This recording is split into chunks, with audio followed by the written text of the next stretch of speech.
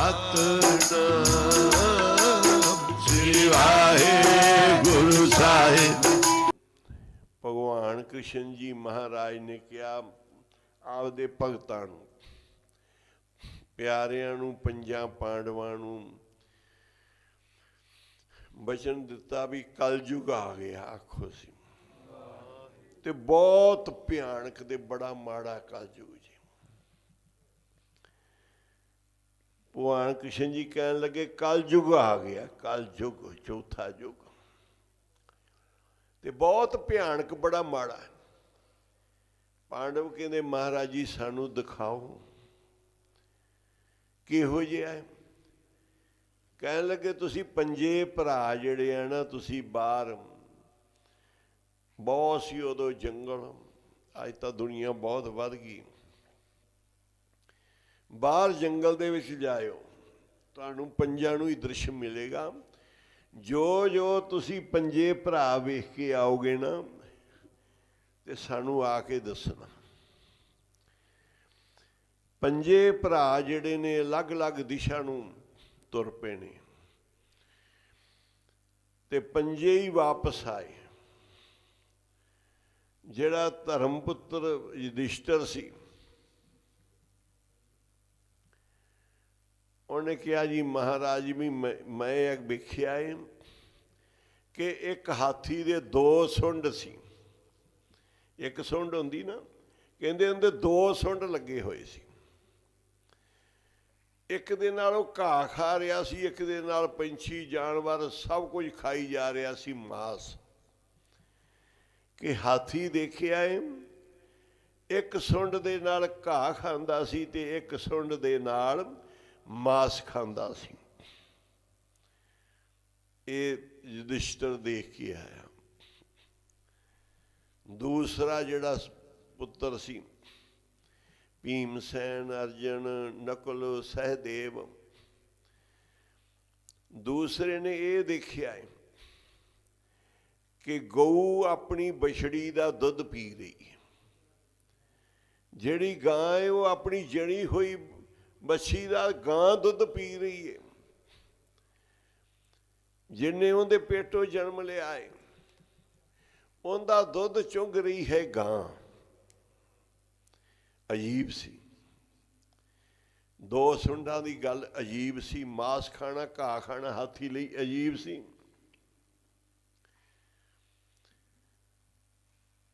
ਇੱਕ ਨੇ ਇਹ ਵੇਖਿਆ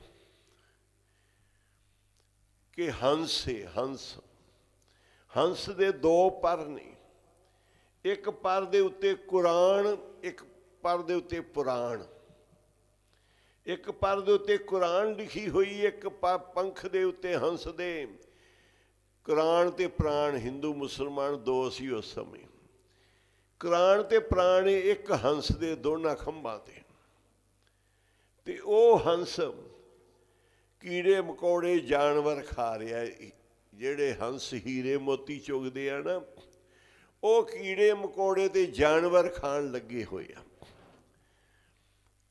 ਇੱਕ ਤੀਸਰੇ ਨੇ ਇਹ ਦੇਖਿਆ, ਪਹਿਲੇ ਨੇ ਦੇਖਿਆ ਹਾਥੀ ਵਾਲਾ ਕੌਤਕ, ਦੂਜੇ ਨੇ ਗਾਂ ਬਛੜੀ ਨੂੰ ਚੁੰਘ ਰਹੀ ਹੈ, ਤੀਸਰੇ ਨੇ ਆ ਕੁਰਾਨ ਤੇ ਪ੍ਰਾਣ ਖੰਭਾਂ ਤੇ ਲੱਗੇ ਤੇ ਕੀੜੇ ਮਕੌੜੇ ਹੰਸ ਖਾ ਰਿਹਾ ਹੈ।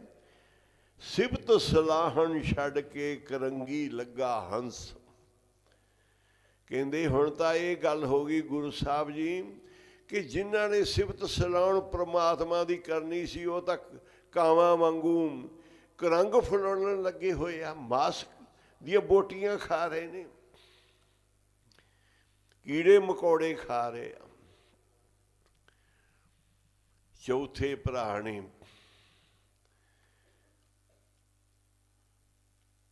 ਇੱਕ ਹਾਥੀ ਵਾਲਾ, ਇੱਕ ਗਊ ਵਾਲਾ, ਇੱਕ ਕੁਰਾਨ ਤੇ ਪ੍ਰਾਣ।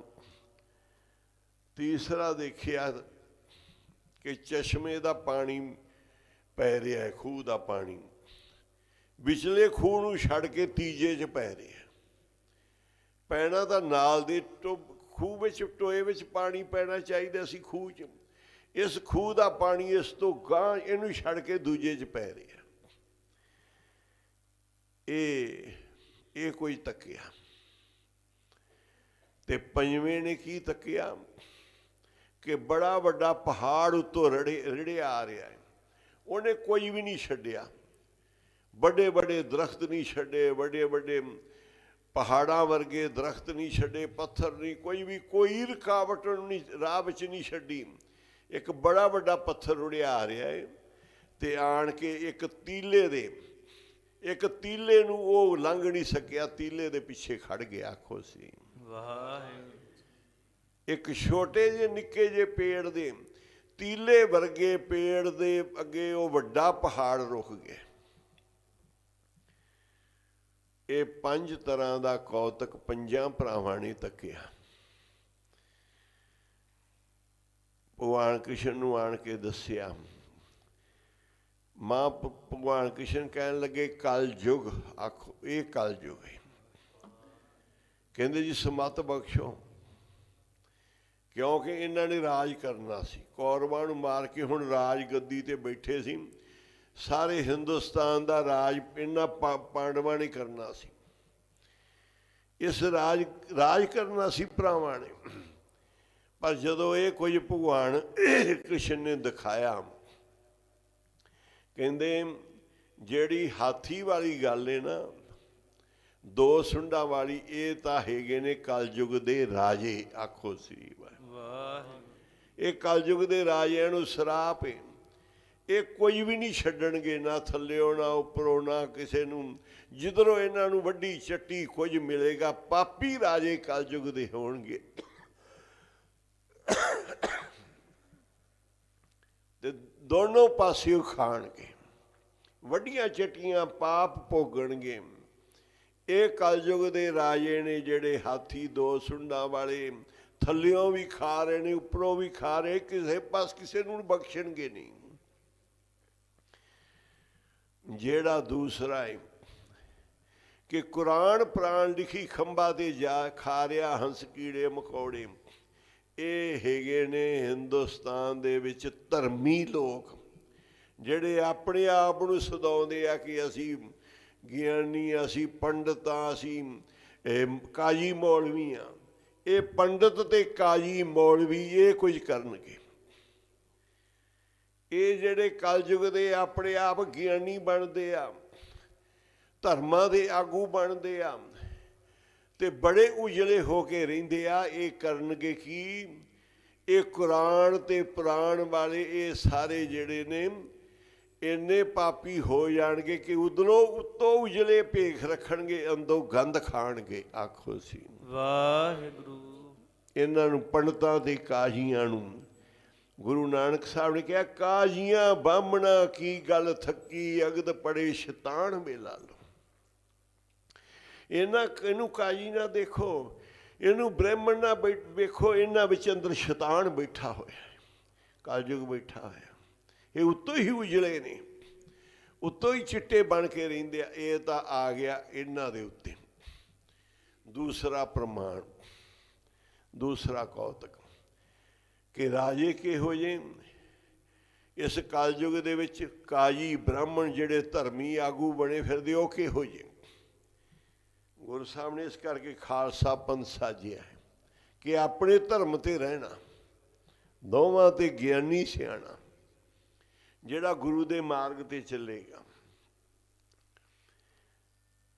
ਤੀਸਰੇ ਨੇ ਜੋ ਦੇਖਿਆ ਸੀ ਕਲਯੁਗ ਦੇ ਰਾਜੇ ਕਿਹੋ ਜਿਹੇ, ਕਲਯੁਗ ਦੇ ਜਿਹੜੇ ਧਰਮੀ ਆਗੂ ਨੇ ਉਹ ਕਿਹੋ ਜਿਹੇ, ਤੇ ਕਲਯੁਗ ਦੇ ਲੋਕ ਕਿਹੋ ਜਿਹੇ ਹੋਣਗੇ। ਤੀਸਰੇ ਨੇ ਇਹ ਦੇਖਿਆ ਕਿ ਕਲਯੁਗ ਦੇ ਲੋਕ ਜਿੱਥੇ ਦੇਣਾ ਹੈ ਉੱਥੇ ਖਾਣਗੇ। ਗਾਂ ਨੇ ਦੁੱਧ ਬਛੜੀ ਨੂੰ ਦੇਣਾ ਹੈ, ਪਰ ਗਾਂ ਬਛੜੀ ਦਾ ਦੁੱਧ ਚੁੰਗ ਰਹੀ ਹੈ।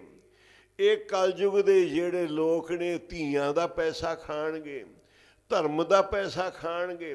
ਜਿੱਥੇ ਇਹਨਾਂ ਨੇ ਦੇਣਾ ਹੈ ਉੱਥੋਂ ਖਾਣ ਦੀਆਂ ਕੋਸ਼ਿਸ਼ਾਂ ਕਰਨਗੇ। ਇਹ ਆਪਣੇ ਧੀਆਂ ਦਾ ਪੈਸਾ ਲੈ ਲੈ ਕੇ ਖਾਣਗੇ। ਇਹ ਹੈ ਕਲਯੁਗ ਦੇ ਲੋਕ। ਤੇ ਚੌਥੇ ਆਖਿਆ ਜਿਹੜਾ ਕਲਯੁਗ ਦਾ ਭਾਈਚਾਰਾ ਕਿਹੋ ਜਿਹਾ ਹੋਏਗਾ, ਜਿਹੜਾ ਚੌਥਾ ਪ੍ਰਮਾਣ ਦੇਖਿਆ ਕਿ ਕਲਯੁਗ ਦੇ ਭੈਣਾਂ ਭਰਾ ਕਿਹੋ ਜਿਹੇ ਹੋਣਗੇ।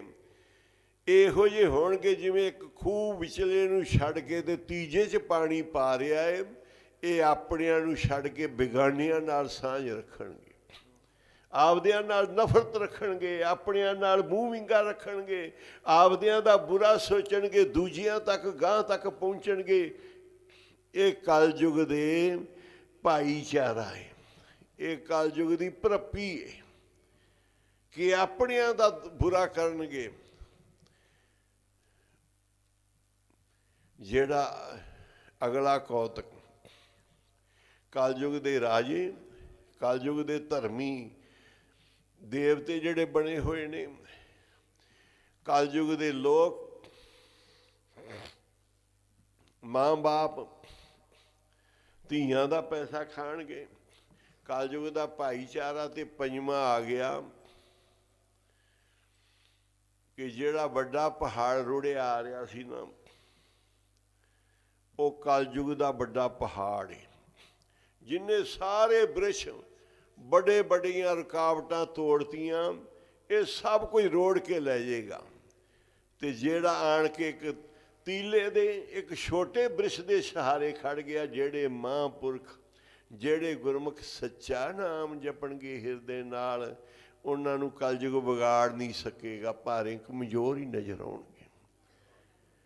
ਕਲਯੁਗ ਦੇ ਵਿੱਚ ਨਾਮ ਜਪਣ ਵਾਲੇ ਦੀ, ਸੱਚੀ ਬੰਦਗੀ ਕਰਨ ਵਾਲੇ ਦੀ, ਸੱਚੀ ਸੇਵਾ ਕਰਨ ਵਾਲੇ ਦੀ ਕਲਯੁਗ ਦਾ ਪਹਾੜ ਰੁਕ ਜਾਏਗਾ, ਵਿਗਾੜ ਨਹੀਂ ਸਕੇਗਾ। ਇਹ ਜਦੋਂ ਪੰਜੇ ਕੌਤਕ ਪੰਜਾਂ ਭਰਾਵਾਂ ਨੇ ਦੇਖੇ, ਹੁਣ ਭਗਵਾਨ ਕ੍ਰਿਸ਼ਨ ਤੋਂ ਉਸ ਯੁੱਗ ਦਾ ਕੋਈ ਵੱਡਾ ਹੋ ਸਕਦਾ? ਉਹਨਾਂ ਦੇ ਪੰਜਾਂ ਪਾਂਡਵਾਂ ਤੋਂ ਕੋਈ ਵੱਡਾ ਹੋ ਸਕਦਾ ਹੈ ਭਗਤ? ਪਰ ਪੰਜਾਂ ਨੇ ਉਸੇ ਸਮੇਂ, ਜਿਵੇਂ ਅੱਜ ਬਾਬਾ ਰਾਮ ਸਿੰਘ ਜੀ ਨੇ ਆਪਣੀ ਆਤਮ ਹੱਤਿਆ ਦਾ, ਆਪਣੇ ਪ੍ਰਾਣ ਦੇਣ ਦਾ ਪਰਨ ਕਰ ਲਿਆ, ਉਹਨਾਂ ਪੰਜਾਂ ਭਰਾਵਾਂ ਨੇ ਵੀ ਕਿਹਾ ਸੀ ਰਾਜ ਛੱਡਿਆ। ਐਸਾ ਪਾਪੀ ਰਾਜ ਕਰੀਏ? ਅਸੀਂ ਨਹੀਂ ਕਰਨਾ ਭਗਵਾਨ, ਅਸੀਂ ਇਹ ਰਾਜ ਨਹੀਂ ਕਰਨਾ। ਇਹੋ ਜਿਹੇ ਪੰਡਤ ਕਾਜੀ ਧਰਮੀ ਆਗੂ ਅਸੀਂ ਨਹੀਂ ਦੇਖਣਾ ਚਾਹੁੰਦੇ, ਇਹੋ ਜਿਹੀ ਪ੍ਰਜਾ ਮਾਂ ਬਾਪ ਭਾਈ ਭੈਣ ਭਾਈ ਨਹੀਂ ਅਸੀਂ ਦੇਖਣੇ ਚਾਹੁੰਦੇ। ਇਸ ਕਰਕੇ ਸਾਨੂੰ ਦਿਓ ਆਗਿਆ, ਅਸੀਂ ਸਾਰਿਆਂ ਭਰਾਵਾਂ ਨੇ ਪਹਾੜਾਂ ਵਿੱਚ ਆਪਣੀ ਆਤਮ ਦਾਹ ਕਰ ਲੈਣੀ। ਆਖੋ ਸੀ ਅਸੀਂ ਨਹੀਂ ਰਹਿਣਾ ਸੰਸਾਰ 'ਚ।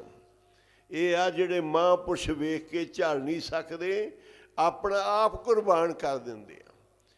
ਜਿਹੜੇ ਹਿੰਦੁਸਤਾਨ ਦੇ ਜਾਂ ਕੋਈ ਵੀ ਲੋਕ ਕਹਿਣ ਕਿ ਸੰਤਾਂ ਨੇ ਖੁਦਕਸ਼ੀ ਕੀਤੀ, ਖੁਦਕਸ਼ੀ ਨਹੀਂ, ਪੰਜਾਂ ਪਾਂਡਵਾਂ ਨੇ ਖੁਦਕਸ਼ੀ ਨਹੀਂ ਕੀਤੀ ਸੀ। ਪੰਜਾਂ ਪਾਂਡਵਾਂ ਨੇ ਆਤਮ ਦਾਹ ਨਹੀਂ ਕੀਤਾ ਸੀ ਦ੍ਰੋਪਦੀ ਸਮੇਤ। ਨਹੀਂ ਪਾਪ ਦੇਖ ਸਕੇ, ਨਹੀਂ ਪਾਪ ਦੇਖ ਸਕੇ ਤੇ ਮਹਾਂਪੁਰਸ਼ ਵੀ ਆਪਣੀ ਸ਼ਹਾਦਤ ਦੇ ਦਿੰਦੇ ਆ। ਗੁਰੂ ਤੇਗ ਬਹਾਦਰ ਸਾਹਿਬ ਜੀ ਨੇ ਕੀ ਕੌਤਕ ਕੀਤਾ ਸੀ, ਗੁਰੂ ਅਰਜਨ ਦੇਵ ਜੀ ਮਹਾਰਾਜ ਨੇ ਕਿਵੇਂ ਭਾਣਾ ਤਿਆਗਿਆ ਸੀ, ਰਾਵੀ ਦੇ ਵਿੱਚ ਚੁੱਭੀ ਲਾਈ ਸੀ ਇਹਨਾਂ ਪਾਪੀਆਂ ਦੇ ਕਰਕੇ। ਇਹ ਇਹ ਖੁਦਕਸ਼ੀ ਨਹੀਂ ਹੁੰਦੀ, ਇਹ ਆਤਮ ਹੱਤਿਆ ਨਹੀਂ ਹੁੰਦੀ, ਇਹ ਉਹਨਾਂ ਦੀ ਕੁਰਬਾਨੀ, ਕਿਉਂਕਿ ਉਹ ਬੰਦਗੀ ਵਾਲੇ ਸੀ, ਨਾਮ ਜਪਣ ਵਾਲੇ ਸੀ। ਉਹ ਕਦੀ ਵੀ ਗੁਰੂ ਸਾਹਿਬ ਦੀ ਆਗਿਆ ਤੋਂ ਬਗੈਰ ਤੁਰਦੇ ਨਹੀਂ ਸੀ। ਇਸ ਕਰਕੇ ਹੋਰ ਕਿਸੇ ਨੂੰ ਨਹੀਂ ਮੈਂ ਕਹਿੰਦਾ ਇਹੋ ਜਿਹੇ ਕੰਮ ਕਰੋ, ਬਿਲਕੁਲ ਨਾ ਕਰੋ। ਇਹ ਆਤਮ ਹੱਤਿਆ ਹੁੰਦੀ ਹੈ, ਖੁਦਕਸ਼ੀ ਹੁੰਦੀ ਹੈ, ਇਹਦੇ ਨਾਲ ਕਿਸੇ ਦੀ ਕਲਿਆਣ ਨਹੀਂ ਹੁੰਦੀ। ਮਹਾਂਪੁਰਖ ਦੇ ਨਾਲ ਆਮ ਬੰਦਾ ਨਹੀਂ ਮਿਲ ਸਕਦਾ ਕਦੀ ਵੀ। ਇਹੋ ਜਿਹੀ ਸੁਸਾਈਡ ਕਹਿੰਦੇ ਜਾਂ ਆਤਮ ਹੱਤਿਆ ਕਹਿੰਦੇ, ਇਹੋ ਜਿਹਾ ਕੰਮ ਕਦੀ ਨਹੀਂ ਕਰਨਾ ਚਾਹੀਦਾ ਜ਼ਿੰਦਗੀ 'ਚ। ਇਹ ਦੁਨੀਆ ਵਾਸਤੇ ਸੇਧ ਹੈ। ਪਰ ਉਹ ਮਹਾਂਪੁਰਸ਼ ਜਿਹੜੇ ਸੀ, ਉਹ ਹੁਕਮਨਾਮਾ ਲੈ ਕੇ ਚੱਲਦੇ ਸੀ, ਆਗਿਆ ਲੈ ਕੇ ਚੱਲਦੇ ਸੀ। ਤੇ ਕੱਲ੍ਹ ਵੀ ਉਹਨਾਂ ਨੇ ਪੁੱਛੋ ਸਾਹਿਬ ਇੱਕ ਸੇਵਾਦਾਰ ਨੂੰ ਭੇਜਿਆ ਸੀ, ਉਹ ਆਪਦਾ ਬਾਬਾ ਜੀ ਦਾ ਸ਼ੁਕਰਾਨਾ ਕਰਨ ਆਇਆ ਸੀ। ਉਹ ਉਹਨਾਂ ਦੀ ਅਵਸਥਾ ਇੱਥੋਂ ਪ੍ਰਸ਼ਾਦਾ ਮੰਗਾ ਕੇ ਛਕਿਆ ਆਖਰੀ ਪੁੱਛੋ ਸਾਹਿਬ ਤੋਂ। ਉਹਨਾਂ ਦੀ ਆਪਣੀ ਅਵਸਥਾ ਸੀ, ਉਹਨਾਂ ਦੀ ਆਪਣੀ ਭਾਵਨਾ ਸੀ। ਤੇ ਜਿਹੜੇ ਸੰਤ ਮਹਾਂਪੁਰਸ਼ ਨੇ ਉਹ ਹੁਕਮ ਦੇ ਵਿੱਚ ਕੱਲੇ ਆਵੇ ਨਾਨਕਾ ਸੱਦੇ ਉੱਠੀ ਜਾਏ। ਮਾਤਾ ਜੀਤੋ ਜੀ ਨੂੰ ਸਾਰਾ ਦ੍ਰਿਸ਼ ਦਿਸ ਪਿਆ ਕਿ ਅਨੰਦਪੁਰ ਛੱਡਣਾ ਪੈਣਾ ਹੈ, ਸਿੱਖਾਂ ਦੀਆਂ ਸ਼ਹੀਦੀਆਂ ਹੋਣੀਆਂ ਨੇ, ਪਰਿਵਾਰ ਖੇਰੂ ਖੇਰੂ ਹੋ ਜਾਣਾ ਹੈ, ਬੱਚਿਆਂ ਦੀਆਂ ਸ਼ਹਾਦਤਾਂ ਹੋ ਜਾਣੀਆਂ, ਸਾਰੇ ਸਾਹਿਬਜ਼ਾਦਿਆਂ ਦੀਆਂ। ਸਾਰਾ ਕੁਝ ਦ੍ਰਿਸ਼ ਗੁਰੂ ਗੋਬਿੰਦ ਸਿੰਘ ਮਹਾਰਾਜ ਜੀ ਨੇ ਨੰਗੇ ਪੈਰੀਂ ਫਟਿਆ ਜਾਮਾ ਤੇ ਜੰਗਲ ਦੇ ਵਿੱਚ ਜਾਣਾ ਹੈ। ਇਹ ਸਾਰਾ ਕੁਝ ਦੇਖ ਕੇ ਮਾਤਾ ਜੀਤੋ ਜੀ ਨੇ ਗੁਰੂ ਸਾਹਿਬ ਨੂੰ ਅਰਜ਼ ਕੀਤੀ, ਮਹਾਰਾਜ ਆਹ ਕੁਝ ਦ੍ਰਿਸ਼ ਇਹ ਕੁਝ ਹੋਏਗਾ? ਤੇ ਗੁਰੂ ਸਾਹਿਬ ਕਹਿਣ ਲੱਗੇ ਭਾਣਾ ਇਹੀ ਕੁਝ ਹੀ ਹੋਏਗਾ, ਇਸੇ ਤਰ੍ਹਾਂ ਹੀ ਹੋਏਗਾ, ਇਹ ਗੁਰੂ ਦੀ ਰਜ਼ਾ ਹੈ, ਭਾਣਾ ਹੈ, ਜੋ ਹੋਣਾ ਹੈ ਉਹ ਹੋਣਾ ਹੀ। ਫਿਰ ਉਹਨਾਂ ਨੇ ਕਿਹਾ ਮਹਾਰਾਜ ਮੈਂ ਨਹੀਂ ਦੇਖ ਸਕਦੀ, ਆਪਣੇ ਜਨਮੇ ਹੋਏ ਬੱਚਿਆਂ ਦਾ ਮੈਂ ਇਹ ਕੋਈ ਦੇਖ ਨਹੀਂ ਸਕਦੀ, ਤੁਹਾਡਾ ਨਹੀਂ ਦੇਖ ਸਕਦੀ, ਮਾਤਾਵਾਂ ਦਾ ਨਹੀਂ ਦੇਖ ਸਕਦੀ, ਮਾਤਾ ਗੁਜਰੀ ਦਾ ਨਹੀਂ ਦੇਖ ਸਕਦੀ, ਇਹ ਸਭ ਕੁਝ ਮੈਂ ਨਹੀਂ ਵੇਖ ਸਕਦੀ। ਉਹਨਾਂ ਨੇ ਫਿਰ ਆਪਣੇ ਪ੍ਰਾਣ ਦੇ ਦਿੱਤੇ। ਆਖੋ ਸ੍ਰੀ ਸਤਿਨਾਮ ਸ੍ਰੀ ਵਾਹਿਗੁਰੂ ਸਾਹਿਬ।